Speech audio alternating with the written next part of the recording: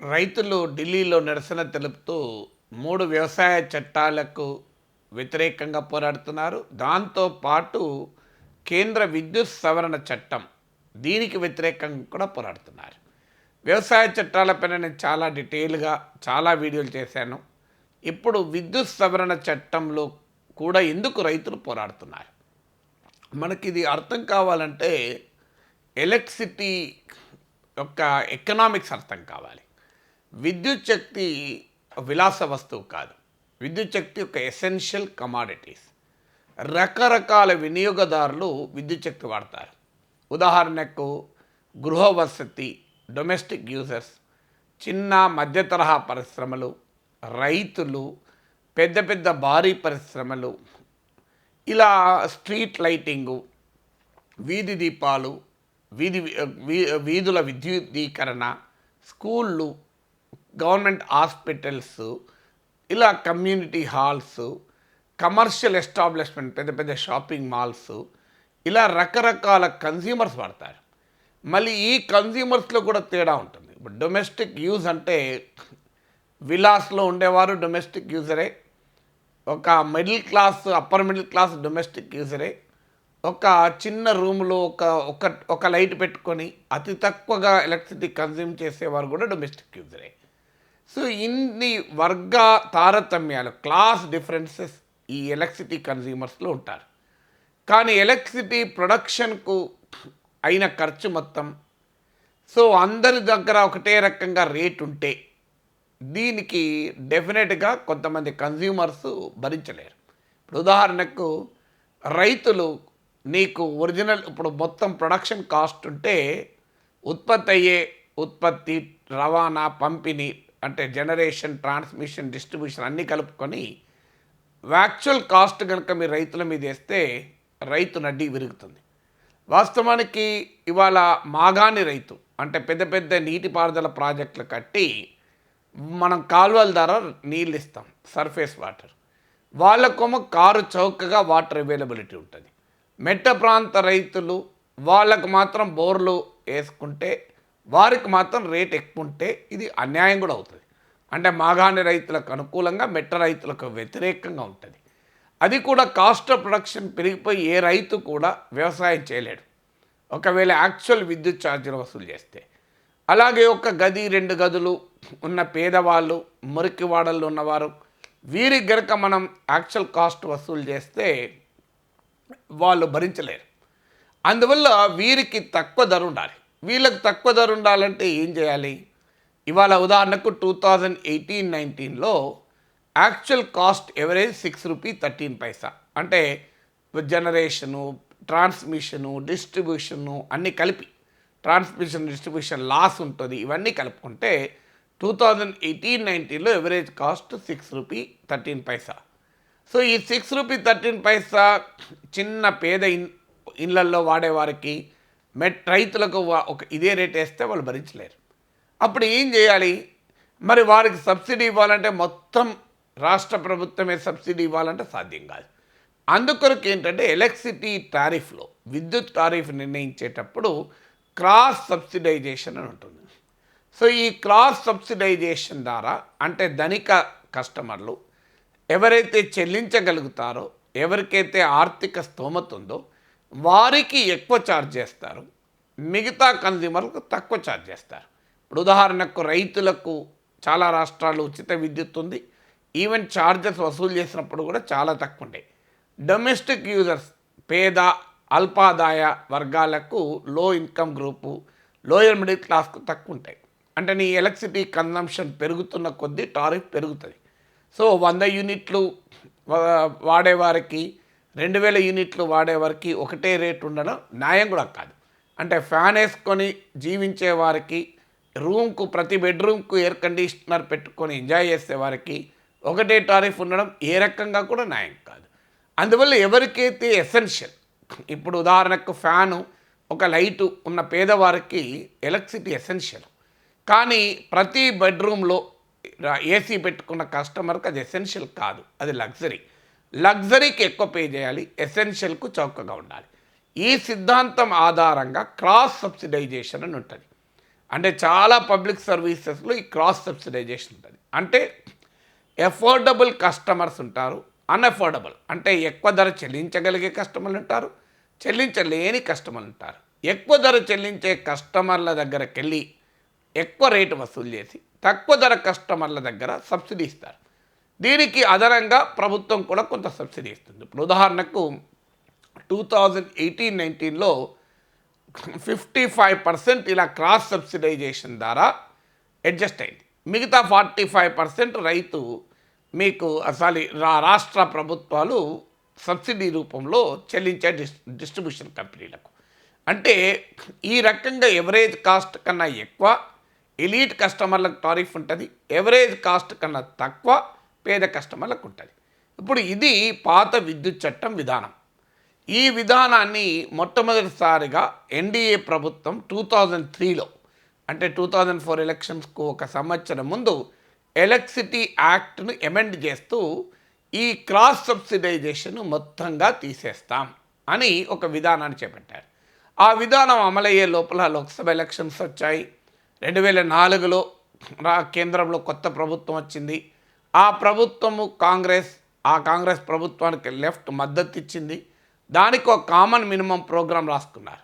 అప్పుడు ఒక కండిషన్ ఏంటంటే ఈ ఎలక్ట్రిసిటీ అమెండ్మెంట్ యాక్ట్ 2003లో ఎన్డీఏ తెచ్చిన ఎలక్ట్రిసిటీ అమెండ్మెంట్ యాక్ట్ను అమలు చేయకూడదు అన్నది ఒక కండిషన్.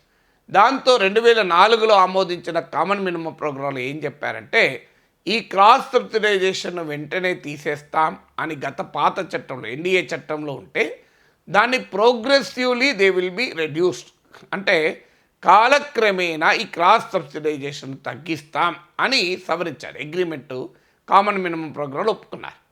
సో 2004 నుంచి ఆ విద్యుత్ చట్టం ఉంది. ఇప్పుడు 2020లో ప్రస్తుత కేంద్ర ప్రభుత్వం మళ్ళీ ఎలక్ట్రిసిటీ యాక్ట్కి అమెండ్మెంట్ తెచ్చి 2003లో ఎన్డీఏ ప్రభుత్వం ఏమైతే చెప్పిందో దాన్ని ఇప్పుడు అమలు చేయాలంటున్నారు. అంటే మొత్తానికే cross subsidies will be eliminated. Cross subsidy eliminate చేసి ఏం చేస్తారంటే ప్రతి స్ట్రేట్ ఆఫ్ కన్జ్యూమర్ అంటే ఏ వినియోగదారుడి ఆర్థిక పరిస్థితితో సంబంధం లేకుండా అందరికీ కాస్ట్ టు సర్వ్ అంటే విద్యుత్తు ఇవ్వడానికి ఎంత ఖర్చు అవుతుందో ఆ ఖర్చు వసూలు చేస్తాం అని ఇప్పుడు చెప్తున్నారు. చెప్పడానికి చాలా కరెక్టే కదా, మరి ఎంత కాస్ట్ అంత చెల్లించాలి కదా అని అంటారు. కానీ ఒక వెల్ఫేర్ స్టేట్ ఎప్పుడు కూడా ఎవరైనా డబ్బున్న వాళ్ళు ట్యాక్స్ అప్పుడు ఇన్కమ్ ట్యాక్స్ కడతాడు, ఇన్కమ్ ట్యాక్స్ పేదవాడు కట్టాడు, మరి కాస్ట్ టు సర్వ్ నేనే ఇన్కమ్ ట్యాక్స్ ఎందుకు కడతాను, అందరూ ఇన్కమ్ ట్యాక్స్ కట్టాలి అంటారు, న్యాయం కాదు కదా. సో ఎప్పుడు కూడా ఒక డెమోక్రసీలో ఒక వెల్ఫేర్ స్టేట్లో కెపాసిటీ ఉన్నవాడు ఎక్కువ చెల్లిస్తాడు, కెపాసిటీ లేని వాడికి ప్రభుత్వం సహకారంగా ఉంటుంది. ఇది రూల్ అది. సో అలా లేకపోతే వ్యవస్థలు నడవవు. అయితే ఇప్పుడు ఏమంటున్నారు, అందరికీ కాస్ట్ టు సర్వ్ అంటున్నారు. అప్పుడు ఏం జరుగుతుంది, ఇప్పుడు గ్రామీణ ప్రాంతంలో ఉన్న కస్టమర్లు అలాగే మీకు వ్యవసాయ వినియోగదారులకు భారీగా కరెంట్ ఛార్జీలు పెరుగుతాయి. ఎందుకు పెరుగుతాయంటే వాస్తవంగా గ్రామీణ ప్రాంతాలకు వ్యవసాయానికి కనెక్షన్ ఇవ్వటానికి ట్రాన్స్మిషన్ లైన్ ఎక్కువ దూరం వేయాలి. ఎందుకంటే వీళ్ళ గ్రామాలు ఎక్కడో ఉంటాయి, మీరు హై టెన్షన్ లైన్కి దూరంగా ఉంటాయి కనుక స్టెప్ డౌన్ ట్రాన్స్ఫార్మర్లు పెట్టాలి. ఇలా గ్రామీణ వ్యవసాయ కస్టమర్లకు కరెంట్ ఇవ్వటానికి ట్రాన్స్మిషన్ అండ్ డిస్ట్రిబ్యూషన్ లైన్స్ అవసరం వస్తాయి అదనంగా, అలాగే స్టెప్ డౌన్ ట్రాన్స్ఫార్మర్లు అవసరం వస్తాయి. అందువల్ల వారికి కాస్ట్ ఎక్కువ అవుతాయి. అదే మీకు డబ్బున్న కస్టమర్లకు కాస్ట్ తక్కువ అవుతుంది. ఎందుకంటే వాళ్ళు ఇప్పుడు సిటీస్లో ఉంటారు, ఇండస్ట్రీస్ ఉంటాయి, పెద్ద పెద్ద ఎలీట్ కస్టమర్స్ ఉంటారు, వాళ్ళకి హై టెన్షన్ వైర్లు దగ్గరలోనే ఉంటాయి కనుక ట్రాన్స్మిషన్ అండ్ డిస్ట్రిబ్యూషన్ ఎక్కువ లైన్లు పెద్దగా అయ్యకపోయినా కూడా డెన్సిటీ ఆఫ్ కస్టమర్లు కూడా ఎక్కువ ఉంటారు. ఇప్పుడు ఒక కాలనీలో ఒక అపార్ట్మెంట్లో 200-300 మంది ఉంటారు. సో ఆటోమేటిక్గా ఒక లైన్ వేస్తే ఆ 300 మందికి కనెక్షన్ ఇవ్వచ్చు. మీరు ఒక గ్రామం మొత్తం కలిపితే 300 ఇండ్లే ఉండొచ్చు. అందువల్ల రిచ్ కస్టమర్లకేమో కాస్ట్ తక్కువ అవుతుంది, పూర్ కస్టమర్లకు గ్రామీణ కస్టమర్లకు వ్యవసాయ వినియోగదారులకు కాస్ట్ విపరీతంగా పెరుగుతుంది. ఎంత పెరుగుతుందని కూడా లెక్కలేశారు. 2018-19లో మన తాజాగా లెక్కలున్నాయి. ఆ ఇయర్లో మొత్తం అగ్రికల్చరల్ కన్జంప్షన్ ఆఫ్ పవర్ 22.4%. అంటే మొత్తం విద్యుత్ వినియోగంలో 22% పైగా వ్యవసాయ విద్యుత్ వినియోగం. సో వారికి గనక కాస్ట్ టు సర్వ్ అని గనక వేస్తే 1,32,34,000 కోట్లు అవుతాయి. అంటే ఇందులో రాష్ట్ర ప్రభుత్వాలు సబ్సిడీ ఇస్తే ఎంత ఇవ్వగలుగుతుంది? సో ఇది కూడా ఎవరేజ్ కాస్ట్ ₹6 అంటే మీకు రిచ్ కస్టమర్లకు తక్కువైనప్పుడు ఆటోమేటిక్గా పూర్ కస్టమర్లకు ఇంకా పెరుగుతుంది. కాస్ట్ సర్వ్ అన్నప్పుడు వీళ్ళకి ట్రాన్స్మిషన్ డిస్ట్రిబ్యూషన్ లైన్స్ వేసే ఖర్చు కూడా ఉంటుంది. అంటే ఓవరాల్గా లెక్కలేస్తే 1,00,000 కోట్ల బర్డెన్ రైతాంగం పైన పడబోతోంది. ఈ నూతన విద్యుత్ చట్టం వల్ల 1,00,000 కోట్ల భారం పెరుగుతుంది. ఇప్పుడు కేంద్ర విద్యుత్ చట్టం ఏమంటోంది తెలివిగా, మేమేం రైతు మీద భారం వేయమని చెప్పడం లేదు. కావాలనుకుంటే రైతు పే చేసిన తర్వాత మీరు డైరెక్ట్ బెనిఫిట్ ట్రాన్స్ఫర్ స్కీమ్ కింద రాష్ట్ర ప్రభుత్వాలు ఆ సబ్సిడీ మొత్తాన్ని డబ్బు రూపంలో కస్టమర్లకు చెల్లించవచ్చు అని చెప్తున్నారు. ఇప్పుడు ఎల్పిజి సిలిండర్ లాగా, ఇప్పుడు మన ఎల్పిజి సిలిండర్ ఫుల్ కట్టి మనము సిలిండర్ కొంటారు, దానికి సబ్సిడీ గవర్నమెంట్ అకౌంట్లో వేస్తుంది. మీరు గమనించండి, రోజు రోజుకు ఆ సబ్సిడీ తగ్గిపోయి ఈ మధ్యకాలం దాదాపు జీరోకి వచ్చింది. రేపు జరగబోయేది కూడా అదే. సో ప్రభుత్వం కాస్ట్ ఆఫ్ ఎలక్ట్రిసిటీ పెరుగుతూ ఉంటుంది, ప్రభుత్వం ఇచ్చే సబ్సిడీ అంతే ఉంటుంది. కస్టమర్లకు, గ్రామీణ వినియోగదారులకు, రైతులకు విద్యుత్ ఛార్జీలు పెరుగుతుంటాయి.